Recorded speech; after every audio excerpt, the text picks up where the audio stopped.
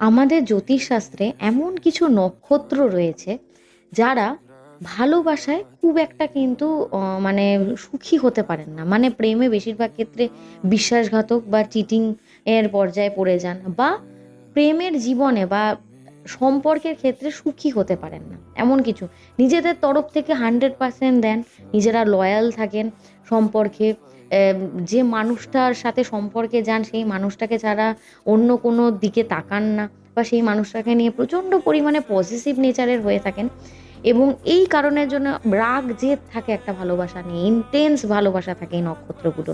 কিন্তু তারপরেও দেখা যায় আপনারা সম্পর্কের ক্ষেত্রে খুব একটা সুখী হন না, কোনো না কোনো কারণে তৃতীয় ব্যক্তির প্রবেশ ঘটে, বা রাগ জেদের কারণ বা পজিটিভনেসের কারণে দেখা যায় সম্পর্ক ভেঙে যায়। আপনার 100% থাকা সত্ত্বেও সম্পর্কের অপর প্রান্তের ব্যক্তিটা সেই জিনিসটা নিতে পারে না, বা তিক্ত হয়ে যায়।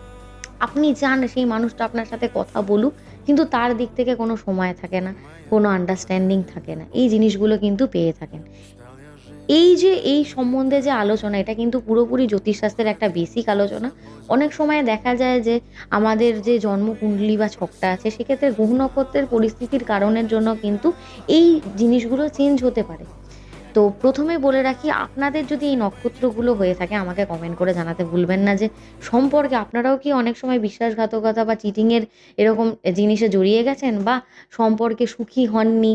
এই যে আপনার তরফ থেকে বেশি ছিল, লয়ালিটি ছিল, তারপরও সম্পর্কে সেইভাবে এগোতে পারেননি। তো প্রথমে বলে রাখি, যে নক্ষত্রটি এই জিনিসটায় পড়ে সেটা হচ্ছে কৃত্তিকা নক্ষত্র, আদ্রা নক্ষত্র, অশ্লেষা নক্ষত্র, বিশাখা, অনুরাধা, রেবতী এবং মূলা নক্ষত্র।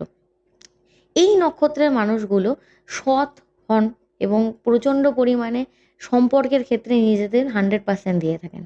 তারপরও ইন্টেন্স নেচারের হওয়া থাকা সত্ত্বেও, সেলফলেস হওয়া থাকা সত্ত্বেও কিন্তু সম্পর্কের ক্ষেত্রে সেরকমভাবে কিন্তু মানে কি বলবো, সুখী হন না, এবং সম্পর্কে কোনো না কোনো রকম দিক থেকে একটা বাধা বা খারাপ দিক চলেই আসে।